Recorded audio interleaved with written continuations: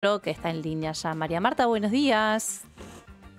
Hola chicos, Hola, buen día, ¿cómo andás? están? ¿Todo Muy bien? María Marta, Muy buen bien, día. sí. Bueno, Muy me bien. alegro. ¿Ustedes cómo Ahí te andan? estamos viendo. Bien, muy bien. Terminé mi curso de Bien, formación ahí estamos. ambiental, te quería contar. Vieron que hay un curso de formación Muy ambiental que es bien. obligatorio para los trabajadores estatales, ¿no? De la provincia de Buenos Aires. Sí, Muy interesante, sí. ¿eh? Sí, está buenísimo porque esos cursos que son obligatorios, Claro. ¿sí? Por las leyes que tenemos, Sí. también son para funcionarios, para los funcionarios públicos. Entonces, más allá de nosotros que somos trabajadores, el funcionario que tenga que hacer ese tipo de curso está buenísimo porque son quienes Claro. deciden, ¿no? Las Sobre políticas, nuestro futuro. tal cual, las Tal políticas cual. públicas sobre Entonces, también los ámbitos de trabajo, sobre lo que nosotros desde cada lugar podemos aportar para cuidar el ambiente. Hay una perspectiva de género también, así que está muy bueno. sí, sí, es muy completo y a mí lo que más me gusta de eso es que acerca un montón a las temáticas ambientales y a entender que por ahí nuestra generación es una generación y las anteriores a nosotros que no tuvo la posibilidad de formarse con la educación ambiental, ¿no? Estoy Ahora eso ya es leyendo, obligatorio. María Marta, la gráfica y dice microplásticos en la Antártida. Ya no quedan lugares sí. de nuestro planeta libre de plástico.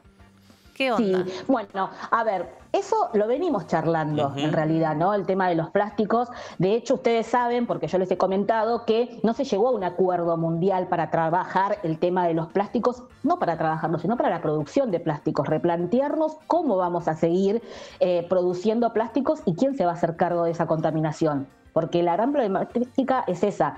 Los plásticos no desaparecen, ¿no? No. Está esa idea también, por falta de educación ambiental, de que el plástico puede ser biodegradable, puede enterrarse, no sé, va a pasar determinada cantidad de tiempo y van a desaparecer. Y en realidad no. Los plásticos creo que son los materiales que más durabilidad tienen hoy en día, porque hablamos de casi 500 años que pueden vivir los plásticos. Pueden seguir existiendo, ¿no? Vivir está mal dicho. Pueden seguir existiendo. Y tal vez un plástico generado por William Shakespeare hoy está vivo, ¿no? ¿Quién te dice? ¿Quién te dice? Tal vez está en el fondo del mar. Bueno, está en el fondo del para mar. dimensionar la cantidad de años que vive No, un muy plástico. bien, sí, Nacho también. Muy bien, Nacho, vos también tenés una mirada ambiental. A ver, lo que sucede es que no lo vamos a encontrar de la misma forma que hoy lo dejamos, ¿no? Si uno agarra una bolsa de plástico y la deja suelta y de repente esa bolsa desaparece de nuestra vista, no es que después la vamos a encontrar de la misma manera, seguramente se empiece a desarmar esa bolsa, ¿no? Entonces lo que produce es ese microplástico que es muy pequeñito, muy chiquito, y eso es lo que terminamos consumiendo. ¿Sí? No solamente lo consumimos nosotros, sino también los animales, sino también lo bebemos, lo respiramos. Eso es y terrible. a su vez también, sí, a su vez también lo encontramos en las comidas, porque la evolución de ese plástico, en realidad, claro, va llegando a todos los rincones donde uno se puede imaginar, al punto que los estudios que se vienen haciendo confirman eso, ¿no? Que el aire, por ejemplo, que antes se creía que el aire lo transportaba a los microplásticos, a los plásticos, directamente al océano, no, también los arrastra a otros lugares y quedan en la tierra, y quedan en el aire y uno termina respirando eso, ¿no? Que es como medio raro pensarlo así, pero bueno, es lo que está sucediendo y es cómo las investigaciones van direccionándose también a esos lugares para poder, de alguna manera, hacer algo o por lo menos informarnos, ¿no? Porque hacer algo estamos medio complicados como para que se lleve algo a cabo, pero por lo menos nos vamos informando de esto y vamos siendo un poco más conscientes. Sí. Lo de la Antártida es un estudio que también es interesante porque lo hizo la Universidad de Buenos Aires junto con la Universidad Nacional de La Plata, ¿no? Allí ellos estuvieron investigando y descubren, y en realidad ellos confirman esta teoría de que de la Patagonia a la Antártida llegan los microplásticos. Y uno pensaba de qué manera podía ser, si por ahí en la Antártida no hay gente viviendo o la población que existe son científicos, es algo muy reducido. Bueno, no son ellos los que los llevan, sino que es el viento el que los arrastra a esos microplásticos. Claro. Entonces esto también es como una curiosidad que se suma, ¿no?, a esta situación, que yo puedo estar viviendo en este punto del mundo y mis plásticos pueden estar generando una contaminación al otro lado del mundo, ¿no?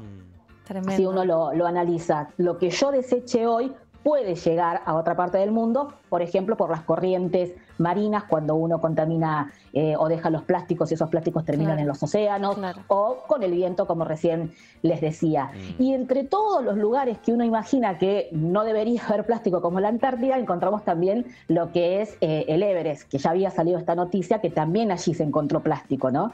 Entonces, cada vez la dimensión del plástico es más abarcativa, y ahí es donde nos tendríamos que repreguntar como sociedad ¿por qué no exigimos estas cosas, ¿no? También, ¿por qué no exigimos que las empresas, que son las responsables de la producción del plástico, porque hoy ya lo hemos comentado, pero hoy yo a mi alrededor tengo plástico de todas las empresas que me venden a mí y que yo consumo, claro.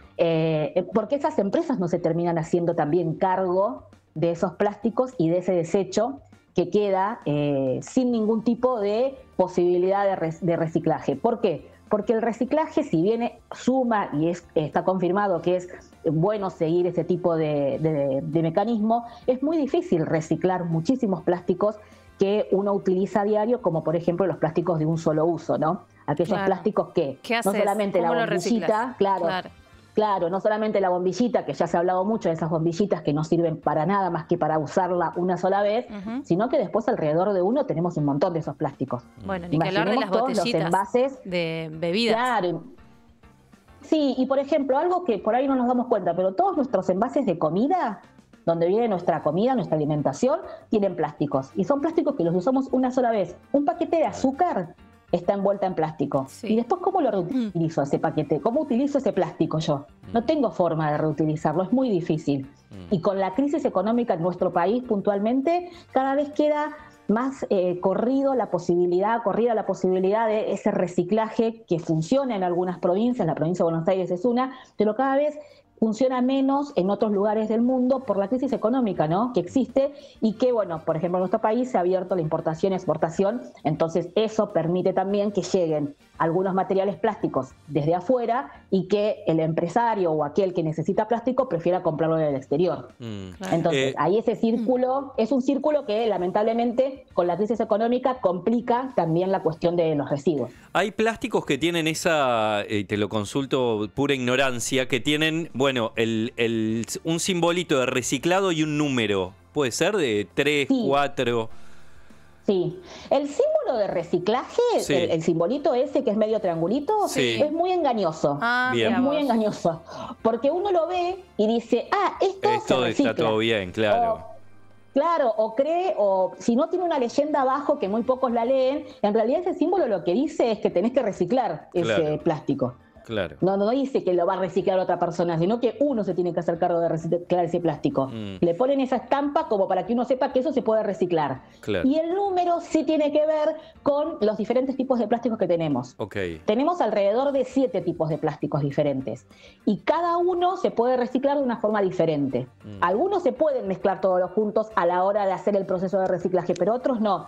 Por eso tenemos el PET y otras denominaciones que tienen que ver con eso, con el número, que de hecho todos los plásticos deberían tener ese número para que sea más fácil el reciclaje. Pero si ya del vamos no tenemos esos números, mucho menos podemos pensar en que exista un reciclaje real también, ¿no? Respecto de esos plásticos, porque es una exigencia que debería estar en todos los plásticos que uno consume. Cada plástico debería tener la identificación de qué tipo de plástico es. Bien. Y eso, bueno, no se cumple, lamentablemente. Y lo otro que te quería preguntar, recién veíamos en pantalla cantidad de plástico que hay en determinadas cuestiones, tipo agua embotellada, cerveza, aire, agua de grifo y mariscos. O sea, primero veo que el de mayor cantidad es una agua embotellada. Sí, bueno, porque hay esos estudios que se suelen hacer en Europa, la gran mayoría, lo que determina es esto, los microplásticos, que a simple vista uno no los puede observar, ¿no? Claro. Más allá del proceso de destilado que tiene que pasar el agua y demás cuando es un agua embotellada, no muchas empresas terminan cumpliendo ese requisito. La realidad es esa, que no es tan seguro comprarte una botella de agua para tomar, ¿no? Porque en realidad esa botella de agua termina teniendo microplásticos, porque el agua ya de por sí está con microplásticos. Lo mismo que pasa con el aire, ¿no? Y con algunos alimentos ultraprocesados también, ¿no? Sí, con la mayoría de los alimentos ultraprocesados sucede esto también. Y con todo lo que son los pescados, ¿no? Cuando uno consume pescado, es muy difícil de determinar con lo que me gusta el pescado. De plásticos tienen. ¿Y por qué la cerveza también? Porque yo entiendo por lo del gráfico que también la cerveza está hecha con una parte de agua y que los controles sobre esos productos no son tan estrictos. Ese es el problema, ¿no? Que no hay un control tan estricto sobre esos productos, porque además no es que el descubrimiento del microplástico sea tan reciente, pero sí es reciente su evaluación. Claro. ¿No? Bien. Entonces, las medidas de seguridad para determinadas cosas van de la mano de los descubrimientos de lo que se viene haciendo. Claro, ¿no? de los estudios, los nuevos estudios. Claro. Sí, los descubrimientos del microplástico es relativamente reciente. No es que cuando se empezó a producir más cantidad de plástico y empezamos a encontrar más contaminación de plástico, enseguida salió el tema de los microplásticos. Claro. Pues es un proceso dentro de todo más reciente, si uno lo analiza, que todavía no hay certezas de cómo poder eliminar ese microplástico, ¿no? Yo me imagino en mi cabeza un colador gigante, ¿no? Para poder de alguna manera eliminar realmente esos microplásticos del agua, ¿no? Si uno lo piensa, ¿cómo haces para eliminar partículas tan chiquitas de plástico? Es muy difícil. Por eso hace también relativamente poco que se empiezan a juntar los países para replantear esto de un tratado mundial del plástico, hasta ahora sin éxito, porque ese tratado mundial del plástico todavía no tuvo buenas posibilidades de que salga a la luz. Hace poco leí, María Marta, los resultados de un estudio que hablaban de, vos corregime, seguramente tenés el dato concreto, que el plástico que consumimos en lo que mencionábamos recién equivale a una tarjeta de crédito por año, por persona. ¿Nos respiramos una tarjeta de crédito? Y consumimos en agua. No, nos comemos. Nos comemos. Ah, nos comemos una tarjeta de crédito. Bien, bueno.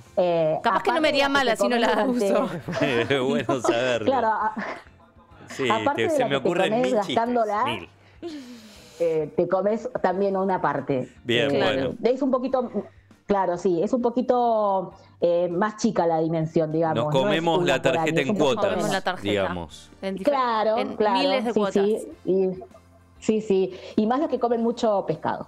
Okay. No, bien, bueno, en Rocío tenés dos tarjetas. No como mucho pescado porque es bastante caro, pero me encanta el pescado, así que cuando puedo compro un poco. Chiste para Rocío. Sí, bueno. Bueno, le ponemos un poco de humor a una situación que es realmente horrible, trágica, ¿no? Si nos ponemos a pensar y hilar fino. Estamos en el Sí, lo del plástico es complicado porque es una producción a nivel mundial que no está en nuestras manos poder detenerla. La realidad es esa. Y los países más relacionados con la producción de plástico son también los países que tienen, en este caso, lo que es la producción de petróleo. Yo tengo un tip, todo va de la mano. Un tip, que esto lo aprendí, bueno, tip en realidad, López. En lugar de comprar muchas botellitas de agua, tengan una botellita reutilizable, ¿o no? Entonces las van cargando. Sí. Sí, acá les voy a mostrar mínimo, un granito de arena. Un granito de arena. Lo estoy usando. La botella de agua, en el desierto para colaborar. Sí.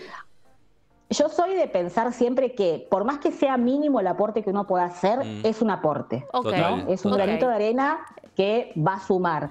Y también esto, ¿no? De informarnos, como están haciendo ustedes, de hacer los cursos, digamos, de cuando hay información ambiental, no para alarmarnos, sino como para interesarnos en saber que hay otras cuestiones posibles y hay otras que también nos están afectando, que deberíamos repreguntarnos esas cuestiones para ver cómo avanzar, ¿no? Totalmente. En base a eso. Bien. Gracias, María Marta. Un abrazo grande. Gracias, y hasta la próxima. Besotes. Un beso grande. Adiós. Chau. María Marta Calcopietro. La pueden escuchar ustedes en el programa Hacia Dónde Vamos, que se emite aquí por